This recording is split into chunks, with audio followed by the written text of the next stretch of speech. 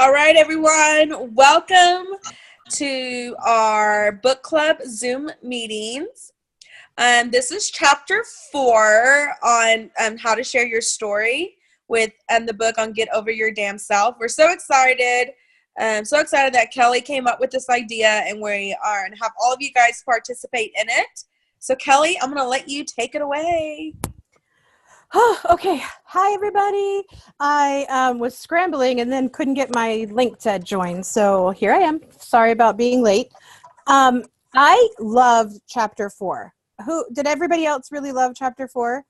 I really loved the distinction between telling your story and knowing that that's not your why.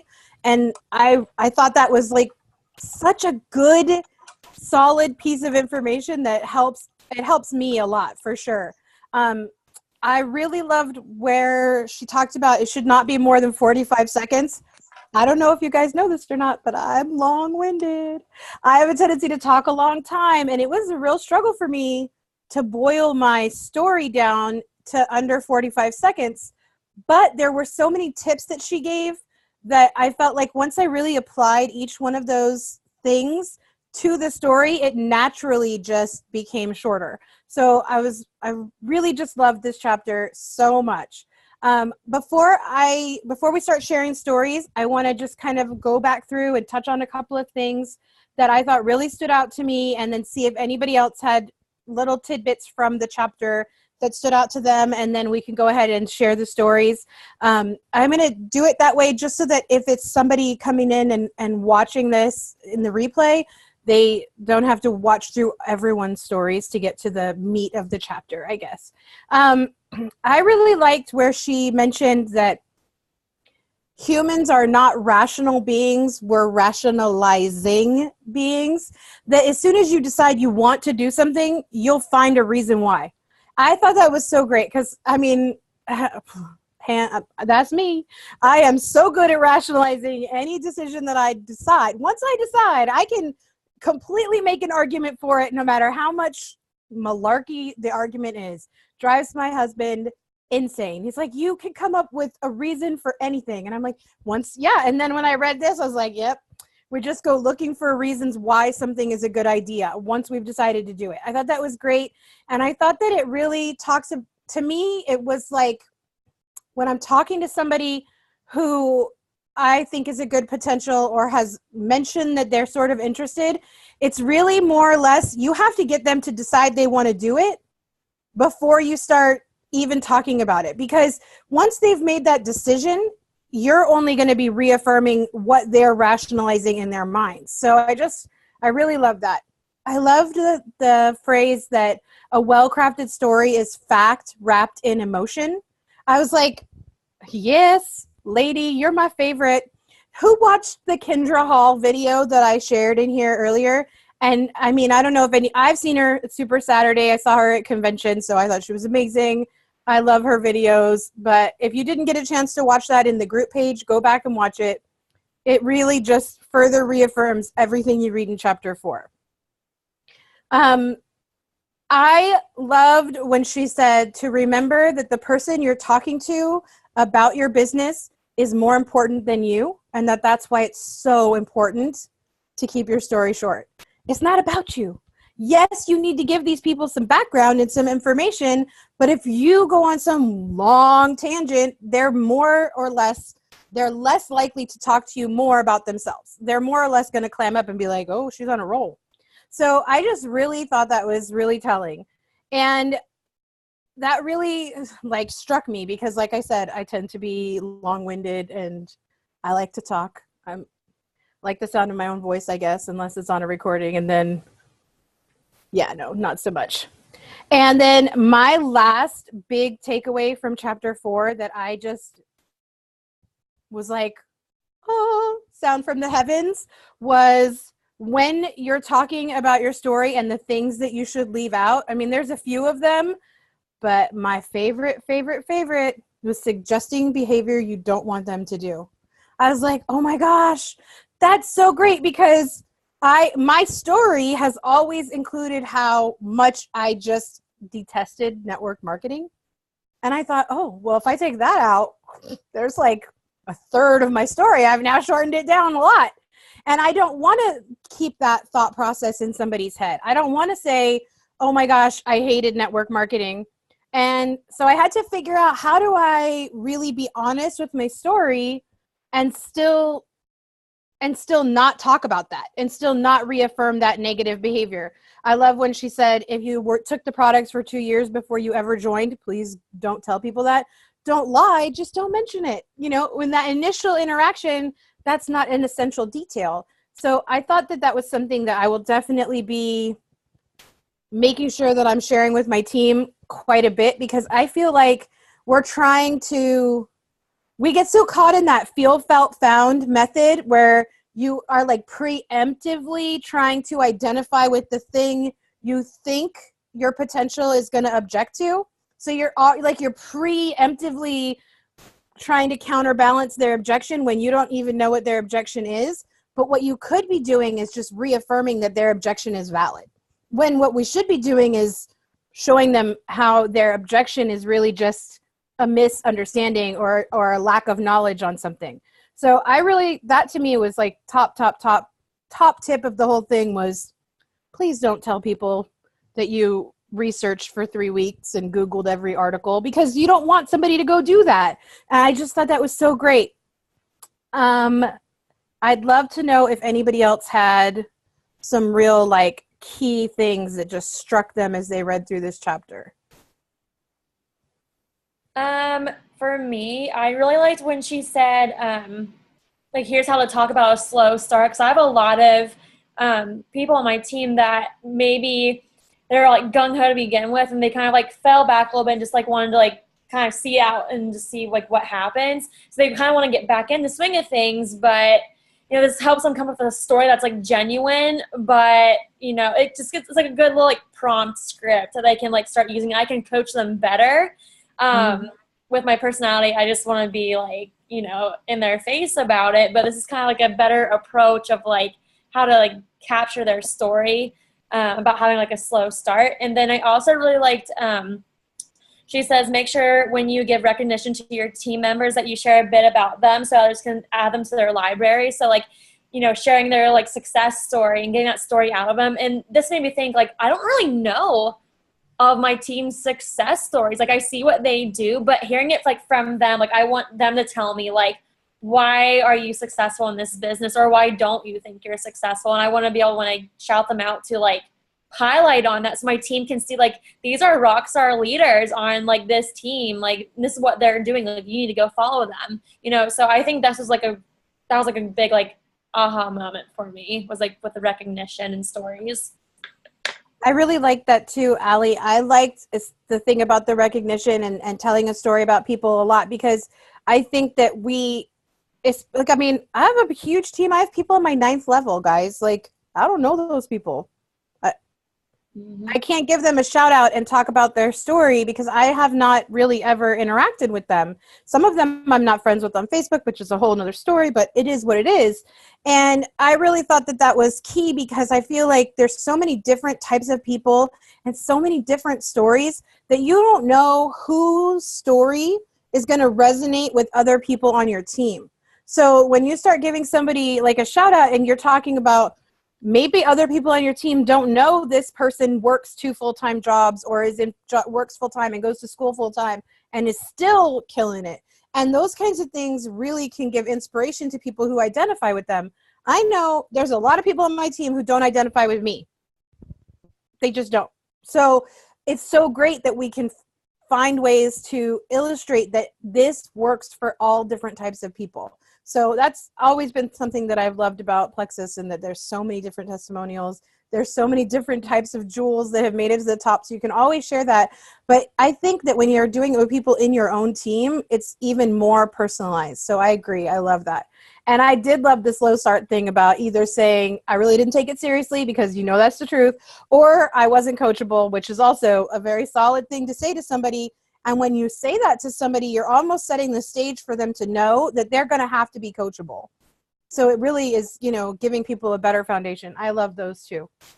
I also love that about recognizing your team and individuality, because when it says to have a library of success stories, I always think Diamond Documentaries. I don't think my team. So that's really a new, exciting opportunity for me. And also, everything y'all said, I'm like, ding, ding, ding. Those are the things I loved. I copied that page that says, here are some things that you can say. I took a picture of that and put it on my team page. These are some things you can say to start over.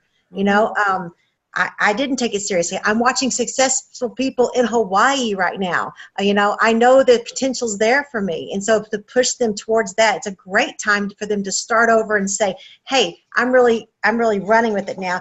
And then another thing, same thing you said, let's see, talking about what not to say. Oh my gosh, every time I share my story, I say, I started out as a customer. And then 2 weeks later, people were saying, how do I get some of that stuff? And so I'm telling them, start out as a customer. I never thought about that as a negative.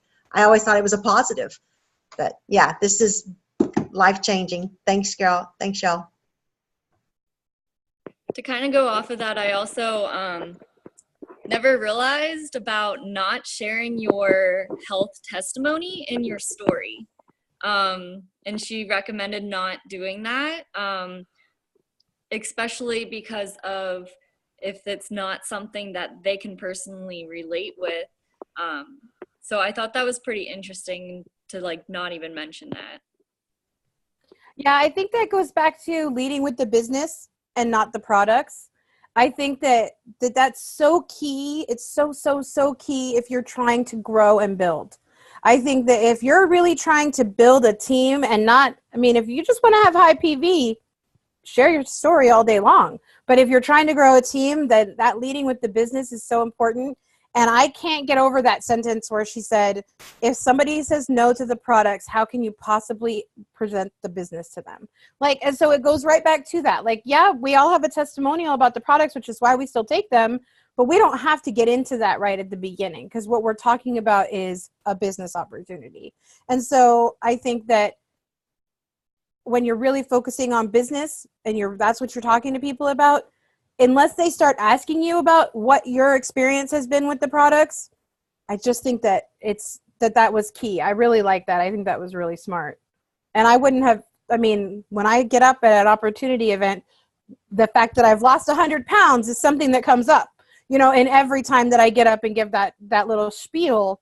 But I can see how reworking that structure and the initial conversation at the beginning of an opportunity event, only giving that short story and then working your way into health testimonials as other people share theirs as well. In those situations, there's so much more likely that there'll be somebody that identifies with one of the testimonials. So it's not just, oh, I lost a lot of weight. Because, I mean, honestly, Plexus is not just weight loss, right? So you don't want to give people that impression either. So I think that is really important. Anybody else? Yeah. I also love that she said, with everything you say and do, you're teaching people how to do this business. So like when she said that, I was like, oh my God, everything I'm putting on my Facebook page, how I'm starting out conversations with potentials, you know, they're seeing, okay, this is how I do it. And I'm like, I'm starting too much with the product. Mm-hmm. And so I'm showing them that, and then, oh, well, you can get a discount when I should be leading with the opportunity. So I really loved when she said that. Yeah, I love that too. I think, like you said, everything you say and do is you're inadvertently training your new ambassadors before they have joined.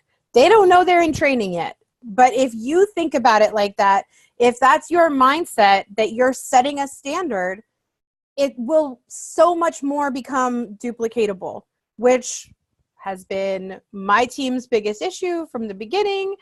There was no real sense of duplication, no duplicatable system. It was like, throw everything at the wall and see what sticks. That was how we did things for a really long time. And so I love the idea of more duplicatable conversations and systems. And I think it goes even as deep as if you make a system of constantly putting people into three-way chats, when somebody joins you, if you had done that with them, they're going to do it with their potentials and you. They just are, because that's what they remember seeing happen. And so if you're trying to put that into place, the best thing you can do is do it and be an example of it. So I love that. Yvonne? No, I love that too, and which is why I'm like, when it comes to sip and sees, like I know we get those questions a lot. I always tell people when you do a sip and see at your house or at Starbucks, make it as simple as possible, because if you're one to always have like sip and sees at a like at a fancy hotel room, and when people join you, they're going to feel like what she says, oh my god, I have to do this, and that could scare off some of your potentials. Be like, oh my gosh, she has it all together, we have to have this big old room to have a sip and see. But yeah, I really loved like when she talked about just being so simple and being things that duplicatable, and just because your team will do exactly like, and I think that's perfect. So yeah. Was there anything else from this chapter, Yvonne, that you really were struck by? No, you guys kind of nailed it all. And I actually did love how the storytelling about the why, like kind of taking your why out of there. I also loved it that she did, I don't know if someone brought this up, maybe y'all did, but how she talked about it's okay to change your story to the person you're talking about. Mm-hmm. Like that was awesome, because, you know, if you're surrounded, like for me, like I can relate to someone that works her butt off all the time, has never gotten recognized at work. But I could also, in a busy mom that's working hard because she doesn't have a choice to work and wants to be at home with her kids, like I thought, and then I can also relate to, I can change my story to someone that just wants to travel and have a good time, and changing how, you know, how this business opportunity is perfect way for someone to travel. So I thought that was pretty awesome, is having not just one story, but having different ones and making sure you're conforming to your audience. That was actually pretty cool. Yeah, I really like that too. I think it's so important to be able to read people, and that's why you've got to ask questions and let them kind of tell you, so you can figure out where their obstacles are, you know, and so you're not guessing, you know, and then you're tailoring what you say to that. I think that's so smart. I just love that so much. Me too. All right, guys. So I want to know who wants to tell their story first. Da-da-da-da-da. Here, woo! Okay, go. Take it away. Okay. So I've been a student my entire life. So following the expected path of go get my degree, then go find a job. But with moving 5,000 miles from home and transitioning into the military lifestyle, I wanted something different. I wanted to be able to create my own schedule so that I am able to easily adjust it to my husband's work schedule and spend as much time as possible with him while he's home. My good friend Katie introduced me to Plexus while I was still in college. Originally, it was just to get the products at the best discount, but it quickly became about so much more.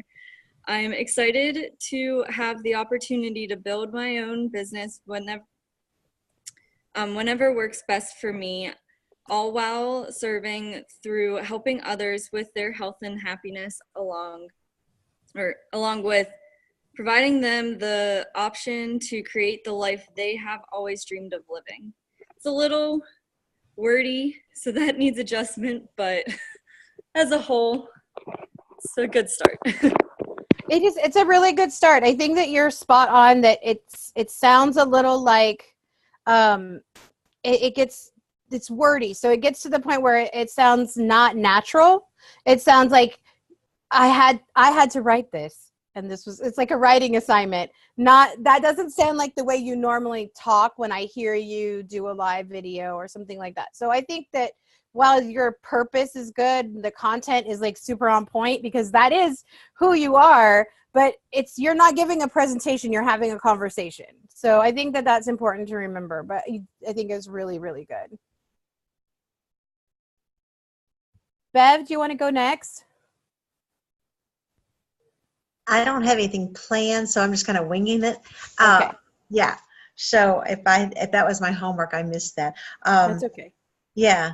I think my story is just that I have 2 teenage daughters, and I was working in accounting, and I had just heartache having to leave them just for them to do their hair in the morning because they were in elementary school, and you know, just having to leave all that for my husband to take them to school. I went in really early so that I could pick them up after school because I'm mom first, but I wasn't able to do that. And then I saw my friend post on Facebook about Plexus, and I was tired, and she kept talking about how she's not tired.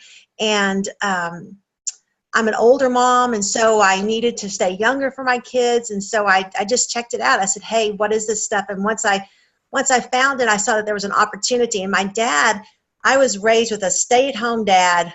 He worked from home, and he was in sales, and he loved his product, and he loved his customers. And so that's just something that I love, is the ability to make an income, but also be at cheerleading pep rallies, and also be at tennis tournaments, and also not have my husband do my daughter's hair.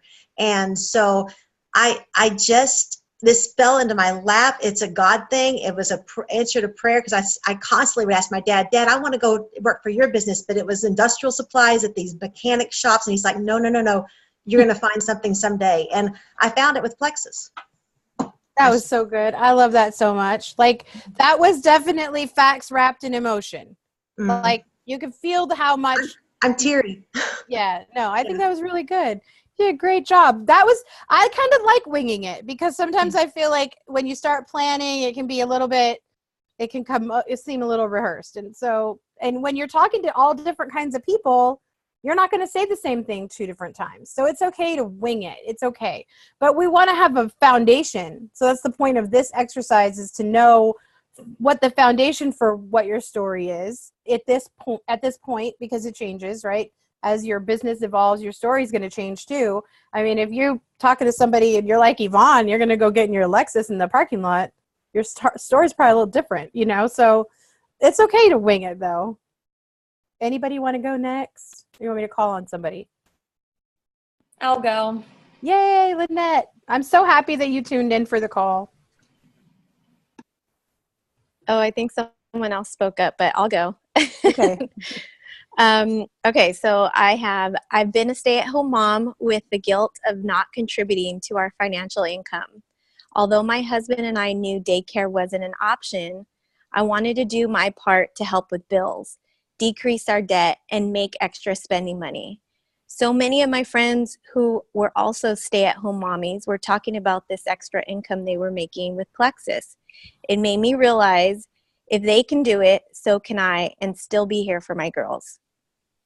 Plexus has allowed me to help with groceries, bills, car payments, all while being home with my girls. I'm so eager to share with other stay-at-home moms, or moms who want to be stay-at-home moms, to show them that they can do the same and not miss out on their kids' milestones. Yay. That was awesome. It was good. It was really good. Thank you. And I think, I know you're reading from what you wrote, so that's fine. Yeah. And as you get more comfortable saying it, it's the same thing. It won't sound so like, recording wise, but I think that was really good. And I think that what you were doing was really focusing on what your target audience is, because obviously that's who you were talking to. And that's important, because Sarah Foreman did a call in our team page the other day, and it was really long, but one of the things that she talked about that was like really struck me more than anything else was, somebody asked, how do you suggest that we attract more millennials? Well, Lindsay and I's team page is like a lot of 35 plus people. Like, we're not millennials in general. And so she said, I could tell you something, but truthfully, why would you be trying to attract more millennials? Just because there's a lot of them? Just because you feel like they're easier to convince to do the business? Like, really, is that your target audience? Like, why is that what you want to know? And she says, you really shouldn't be thinking about how do you attract more millennials. What you should be thinking about is, how do I attract more people like me? Mm-hmm. Because that's so true. Like, why am I not trying to find more crazy tired moms that work too much and have too many kids? Like, honestly, because they'll be able those to relate to you more. Exactly. Those, so like, sarcastic people of the world unite. Like, that's who I should be trying to find, not 18-year-olds. They don't get me. So it doesn't make sense. And I thought that really struck me. And then when I was listening to you tell that story, I was thinking that it was right in line with that. The idea of talk to the people who you're actually wanting to attract, because that's your target audience. Keep working on those people. I think we lost somebody. I don't know where they went. Alex, You get to go next. Okay. So I have mine written down. So my entire adult life, I've struggled to find a good fit for myself in the corporate world, first as a receptionist and after additional schooling as a teacher. After 2 years of teaching, I was burnt out and pregnant with my first child. I knew that once my son was born, I would want to stay at home, but also have an income to help support our family and allow me to be with him guilt-free. After a year of being home with my son and substitute teaching, I was so exhausted I could barely function. And on top of it all, I found out I was pregnant with my daughter. I knew I couldn't keep going the way that I was, existing on caffeine and naps, if I was going to have another child. My cousin introduced me to Plexus, and I was so excited to start feeling better and have more energy. Now I have the flexibility to be with my children and make an income from home. I'm excited to help others on their health journey and the opportunity to take control of their lives. That's great. That's really good. Yvonne, did you hear that? Where'd she go? Yvonne is like, don't talk to me. I'm tired. I danced for too long today. No, I'm listening. So That was really, really good. I liked it, Alex. I thought that was good. Yeah. I thought that seemed like you really have a firm grasp on everywhere that you're going. The same way like Kira. I don't know. Am I saying your name wrong? Kara, how do you say your name? Kira. Oh, I was getting it right. Okay, good. Yeah, you got it. I think that you guys really have a strong idea of who you're trying to reach out to, and that's perfect. I think that was really good. Thanks. I'm going to call on Heather. All right. So my story started a little while ago, and I found myself at a point in my life where I was getting divorced, and I was working full-time and going to school. And I had the stress of taking on household bills, and Plexus was the opportunity I didn't know that I needed at the time. I didn't have a way to take on another job, and it turned out that I was able to earn income between just, going to school and work, and there wouldn't have been any other way that I could do that at that point in my life. And now I've seen the opportunity that it's provided with my friends, that they're able to just do Plexus full time. And now that I'm pregnant with my third child, everything has changed. And so I'm not going to be going back to work, and I'm going to be focusing on my Plexus job full time. Yay, that was good. That was really good. The only thing that I would maybe fix is how she talks about, you worded it better, Kelly, where she says, like, the negative, not that it was negative, how you said you didn't think you'd be able to take on Plexus as well because you were busy. Yeah. Maybe just somehow just adjusting that part, because that might be someone's already like reason why they don't want to join Plexus, because they don't have time. Yeah, that was true. You've got a really good point, Yvonne, and you can always say something that's more along the lines of, as busy as I was, I couldn't afford not to take this, because that's reaffirming that, yeah, you have a lot going on. You work full time, you have 2 small children, you had all this drama in your personal life, but it's like you saw the opportunity and you knew that you couldn't not, So if you just change the wording a little bit, then you're speaking in an affirmative instead of in a negative, and that makes a big difference. Mm-hmm. All right, cool. Allie, are you the only one left besides Yvonne and I? Probably. I'm ready to go though. Sweet. Awesome. Okay. So I'm just a small town girl, and I was a broke grad student. I'm a sports psychologist by trade, and I realized I did not want to be a sports psychologist anymore. It's a job where you're overworked and underpaid, and you work with stinky athletes all the time. And I was like, this is not for me. There's not a lot of freedom with that. So basically, I just was scrolling through Facebook, and my friend Bree made a post, and I immediately just reached out to her. I just had this gut feeling. So I did, and she told me all about it, and it seemed to be the opportunity of a lifetime. That's something I just couldn't pass up because it just screamed freedom for me, and that's exactly what I wanted. So now I just do this full time. I'm 25 years old, and I'm super close to making a 6-figure income. Yay, that was great. That was really good, and it speaks to your target audience again. like that's who you majority of your team, right, are people that are like in college or just out of college. So you obviously know who you're talking to, you know what you've got going on. I really like that. That was great. And I love that you said I'm super close to a 6-figure income, because like, hello, when she says what's it doing for you or going to do for you, I think that if we get caught up in like, we don't want to make it seem like pie in the sky, but when you say I'm super close, that's not a lie. Like, that's not even an over exaggeration. You could literally be there before the end of the year. Like, it's not that big of a stretch. So I think that's great. I really like that a lot.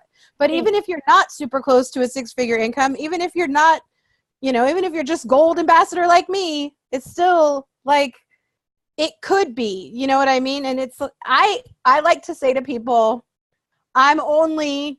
so it's senior gold, ruby, senior ruby. I like to tell people I'm only 3 promotions away, and they don't know, especially because they don't have any idea what the structure is. When you say I'm only 3 promotions away, that seems close. There could be 18 levels. They don't know, so they don't, it's not, again, it's not lying. It's not even over exaggerating, but it's just putting things in a way that sounds the best. And, that's kind of my jam. I'm pretty good about that. I'm going to go ahead and do mine really quickly. I must have at least 3 people every day tell me, God, you're so good with words. I get messages from people. How would you respond to this? What would you say? All day long. I don't know why. It's just my gift of gab. So I'm going to do mine. And I am a girl who did not realize her potential at the beginning of her life. I missed out on my college scholarship because instead of going, I had babies. And I was a mom very young, and I definitely felt like I maybe had missed out on something for a big portion of my life. And I needed something. I needed to find purpose. I needed to find a way to feel accomplished beyond the fact that I raised really incredible kids. And I didn't know that I needed it until I had it. But when I found out about Plexus from a friend of mine talking about purely just not being tired, and when you have 6 kids and you work a 50-hour-a-week job, you're tired, I was super excited about the idea of something natural and stimulant-free that could help me to not be tired. And when I found out that it was a business opportunity, I became an accidental network marketer, and I am now doing this job full-time and supporting my family, and it has been the answer to our prayers that has changed our lives. And that's really all I've got so far. I feel like I'm still working on it, but I'm sort of like Bev, and I'm a little bit more of an ad-libber than a planner. I would love to know what you guys think. You're muted, Yvonne. I liked it. Okay, good. Yeah. Sweet. That leaves Yvonne. She's the only one who hasn't told us her story yet. Which I'm a winger too. I'm horrible at writing things down. If you guys know me at all, I'm like one of those people, if you ever go to a Plexus event and you ask me to see my notes, I have like 3 lines. I'm a memory jogger. That's just how I kind of go. So this is what I'm thinking. I'm not done yet. You guys can help me. So basically what I was going to say was I was a full-time retail supervisor and a military spouse in my family. We were living from overdraft to overdraft. I needed another opportunity to make extra money to pay off debt. But with my busy schedule of the military life and my full-time retail supervisor, nothing would fit in. So my friend told me about network marketing, direct sales, and I immediately loved the opportunity that was presented to me because I loved how easy it was and how flexible and how I could easily work on my phone. So because of this amazing opportunity, we have paid off over $50,000 in debt. I earned 6 figures, and I'm already saving for my children's college education.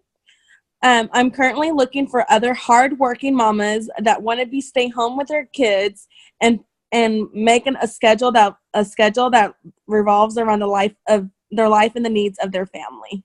That's kind of what I'm thinking. Girl, I don't know that you need to change much about that. That's pretty good.